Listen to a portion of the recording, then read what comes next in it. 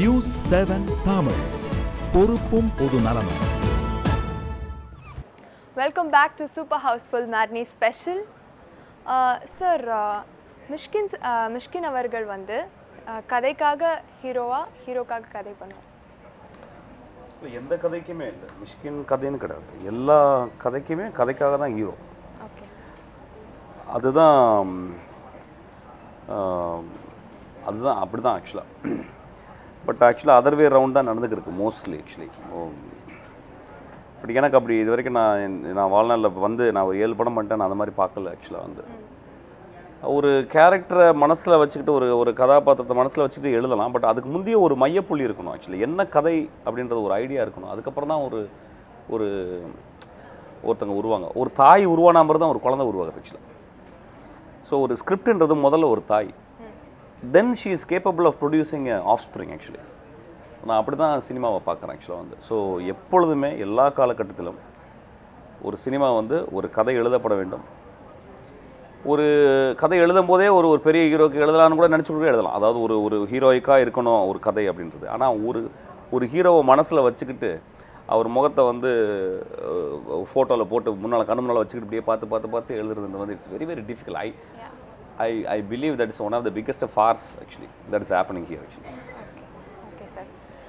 Sir நீங்கள் சொல்லுங்கள், இந்த படத்தில் வந்து பேக்ரவுண்ட் ஸ்கோரும் சரி மியூசிக்கும் சரி ரொம்ப நல்லா வந்திருக்கு. பட் இந்த மாதிரி ஒரு படம் பண்ணும்போது எவ்வளோ கஷ்டமாக இருந்தது ஹாரர் ஃபிலிமில்?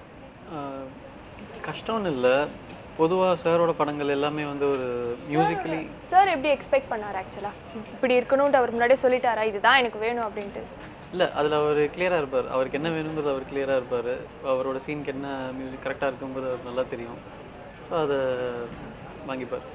ஓகே சார், இந்த படத்தில் வந்து there's something called procedural genre அப்படின்னு நான் ஒன்று கேள்விப்பட்டேன். அதாவது மிஷ்கின் சாரோட படங்கள்லே முதல்ல வந்து ப்ராப்ளம் என்னன்னு அவர் சொல்லிடுவார் கிளியராக. அதுக்கப்புறமா ஒரு இன்வெஸ்டிகேஷன் ப்ராசஸ், அதுக்கப்புறமா அதுக்கு சொல்யூஷன் கண்டுபிடிப்பார் அப்படின்ட்டு. ஸோ இது வந்து உங்களுடைய படங்களில் நாங்கள் பார்த்துட்டு வரோம். இது வந்து எப்படி சார் நீங்கள் அதை ஹேண்டில் பண்ணுறீங்க? இது தெரியல, அப்படிலாம் இருக்கான்னு தெரியல. என் கதையில் நான் ஒரு கதை எழுதும்போது அந்த மாதிரிலாம் யோசிச்சதே கிடையாது. ஒரு கதையினுடைய ஒரு ஐடியா வரும். அந்த ஐடியா வந்த பிறகு அந்த ஐடியா வந்து ஒரு சினாப்சிஸ் லெவலில் வந்து டெவலப் பண்ண ட்ரை பண்ணுவேன். சினாப்சிஸ்ன்றது ஒரு 10 லைனில் சொல்லி பார்க்குறது. அதுக்கப்புறம் வந்து ஒரு 100 லைனில் சொல்லி பார்க்குறது அந்த கதையை. அதுக்கப்புறம் சொல்லி பார்த்தா பிறகு அதிலே வந்து ஒரு ப்ராட்டகனிஸ்ட்டு, அவனுடைய வாண்ட்டு, அந்த வாண்ட்டுக்கு என்ன வந்து கான்ஃப்ளிக்ட்டு, அந்த வாண்ட்டில் எவ்வளோ நொபிலிட்டி இருக்குது, அந்த வாண்ட்டு கடைசியில் வந்து அது வந்து நிறைவேறிச்சா இல்லையா, இதுதான் ஒரு கதை. எல்லா கதையிலையும் புத்தராக இருக்கட்டும், இல்லை கிரைஸ்துவாக இருக்கட்டும், இல்லை எல்லாருக்குமே இது ஒரு வாண்ட், ஒரு ஜோசப் கேம்பலுடைய ஒரு பேரடைம் ஸ்ட்ரக்சர் அது.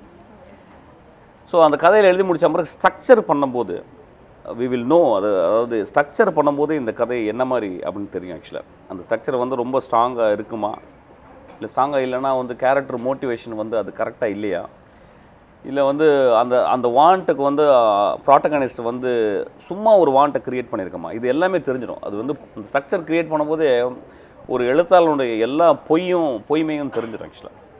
It's very very difficult. அதை வந்து நம்ம பார்க்கும்போது ஆடியன்ஸும் இல்லை எல்லாருமே பார்க்கும்போது எல்லா படத்தில் எனக்கு ஒரு பேரலல் எடுத்து அதை பொருத்தி பார்ப்பாங்க. அந்த ஒரு பேரடைம் இது அது.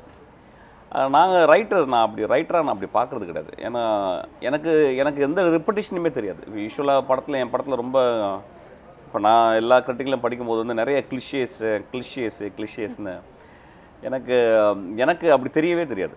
சரி, எங்கள் அம்மா முகத்தை காலையில் எழுந்திரிச்சு பார்த்த உடனே புதுசாக தான் இருக்கும். மறுநாள் காலையில் பார்க்கும்போது எனக்கு புதுசாக தான் இருக்கும். எனக்கு போரே அடிக்காது. என் குழந்தை முகம் எனக்கு போரே அடிக்காது. இப்போ நான் வந்து டெய்லி எங்கள் குழந்தைய எங்கள் அம்மாவை பார்க்குறேன், ரொம்ப கிளிஷேவாக இருக்குது, நீங்கள் தயவுசெய்து வீட்டை விட்டு போயிடுங்கன்னு சொல்ல முடியாது. நான் இப்படி தான் வந்து நான் அப்படி தான் சினிமாவை பார்க்குறேன். எனக்கு ஒரு காலை ஷூட் பண்ணும்போதும், இல்லை ஒரு ஆங்கிளை ஷூட் பண்ணும்போதும், இல்லை ஒரு கேமராவை கொஞ்ச நேரம் ஒரே இடத்துல வைக்கும் போதும் அந்த சீனுக்குள்ளே என்னென்னு தான் நான் பார்க்குறேன். there are million ways to make a shot. ஆனால் எனக்கு அந்த மில்லியன் வேஸில் எது வந்து எனக்கு மனது ரீதியாக, அறிவு ரீதியாக, இல்லை அந்த கதைக்குள்ள இருக்க ஒரு கருவின் அது எது வந்து என்னை புஷ் பண்ணுதோ அதை தான் நான் வைப்பேன். அது ரிப்பட்டேஷனாக இருந்தால் கூட எனக்கு அது புதுசு தான் ஆக்சுவலாக வந்து. ஸோ எனக்கு அதை பற்றி பார்க்குறதில்ல. ஸோ இப்படி தான். ஸோ கதையாக எழுதும்போது வந்து நான் வந்து அந்த மாதிரி வந்து என்னை லிமிட் பண்ணிக்கிறது கிடையாது. கதை எழுதுறது வந்து ஒரு பெரிய ஒரு ஒரு மலையிலேருந்து ஒரு அபிஸில் குதிக்கிற மாதிரி தான். நீங்கள் எங்கே போவேன்னு தெரியாது. Then I go and somewhere I catch hold of one tree stump, அல்லது வந்து ஒரு ஒரு ஒரு பாம்பை கூட, மரத்தில் தொங்குற பாம்பை கூட நான் கையில் பிடிச்சி தொங்குவேன் ஆக்சுவலாக. So it is actually very very ஒரு அது I have to suspend my ego there. So அதனால தான் சில டைம் வந்து ரெப்புடேஷன் வந்தால் கூட நான் பார்க்குறது கிடையாது ஆக்சுவலாக. ஸோ அடுத்தவங்க பார்க்குறது மாதிரி கதை எழுதுறது கிடையாது, நானாக எழுதுகிறேன். என்ன அறியாமல் சில டைம் சில விஷயங்கள் வந்து ஒரு மாதிரி வந்தாலும் திரும்பியும் அதை வந்து அட்ரஸ் பண்ணும்போது எனக்கே தெரியும். ஏன்னா எனக்கு சில டைம் எனக்கே தெரியும் ஏன் அது பண்ணணும். சரி பரவாயில்ல, என்னப்பா அதனால் தப்பே கிடையாது. நான் ஒன்றும் கடவுள் இல்லை, நான் வந்து ஒரு மிகச்சிறந்த உலகத்தை படைப்பதற்கு ஒரு கடவுள் கிடையாது. நான் ஒரு சாதாரண உலகத்தை நான் கொடுக்குறேன் ஆக்சுவலாக. In fact flaws always it creates interest actually. It gives a meaning to me to make films actually. Okay sir, இப்போ வந்து இத்தனை நேரமாக வந்து நான் கேள்வி கேட்டுட்டு இருந்தேன். பட் இப்போ மக்கள் வந்து உங்ககிட்ட படத்தை பார்த்துட்டு உங்ககிட்ட நிறைய கேள்வி கேட்கணுன்ட்டு ஆசைப்படுறாங்க. ஸோ அதை பார்த்துடலாம் ப்ளீஸ்.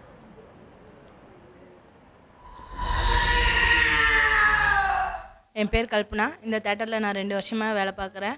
நான் டோர் லாக் பண்ணும்போது எப்போவுமே பயப்பட மாட்டேன். ஆனால் பிசாஸ் படம் ஃபர்ஸ்ட் டேவே பார்த்துட்டேன். அதுலேருந்து டோர் லாக் பண்ண போனாலே ரொம்ப பயமாக இருக்குது. உள்ளே போனாலே டமால் டுமில் சவுண்ட் கேட்குது. அதுவும் இல்லாமல் உள்ள படம் ஓடுறப்ப வெளியே இருந்தாலும் அந்த சவுண்டு ரொம்ப பயமாக இருக்குது. ஆனால் தமிழ் சினிமாவிலே ரொம்ப நாள் கழித்து ஒரு நல்ல படம் பார்த்த திருப்தி இருக்குது. எல்லா படத்துலேயும் உங்களோட அந்த கருப்பு கண்ணாடி தான் சார் ஹைலைட்டு. அதுவும் இல்லாமல் ஒரே ஒரு கொஸ்டின் கேட்கணும்னு நினைக்கிறேன். நீங்கள் எப்போ என்டர்டெயின்மெண்ட்டான படம் எடுக்க போகிறீங்க?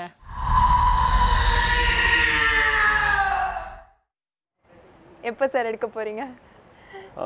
இல்லை, எல்லா படங்களும் என்டர்டெயின்மெண்ட் தான் நான் நினச்சிக்கிறேன் ஆக்சுவலாக. என்டர்டெயின்மெண்ட்டாக நம்ம வந்து 2 விஷயம் தான். ஒரு குத்துப்பாட்டு பார்க்குறதும், அப்புறம் வந்து யாரோ ஒரு சம்மந்தமில்லாத ஒரு நடிகர் வந்து ஒருத்தர் யாரோ போட்டு அடிச்சுக்கிட்டு இல்லை அவரை கேவலமாக திட்டுறது தான் என்டர்டெயின்மெண்ட் நம்ம நினச்சிக்கிருக்கோம். அதை நான் என்டர்டெயின்மெண்ட்டாக பார்க்கல ஆக்சுவலி. என்டர்டெயின்மெண்ட்றது அது வந்து வேறு ஒரு meaning actually. It should hold you. நீங்கள் படம் பார்க்க வரும்போது உங்களை 2.5 மணி நேரம் உங்களை வந்து பார்ட்டிசிபேட் பண்ண வைக்கணும். ஒரு படம் அப்படின்றது வந்து 50% தான் வந்து ஒரு திரைப்பட இயக்குனராலும் அந்த டீம்னாலும் உருவாக்கப்படுது. 50% ஆடியன்ஸ் வந்து பார்ட்டிசிபேட் பண்ணி அதை வந்து கம்ப்ளீட் பண்ணணும். நான் அப்படி தான் ஒரு படம் பார்க்குறேன். அதே மாதிரி நீங்கள் சொல்கிற மாதிரி என்டர்டெயின்மெண்ட் எல்லாம் க்ரியேட் பண்ண முடியாதுன்னு நினைக்கிறேன் ஆக்சுவலாக.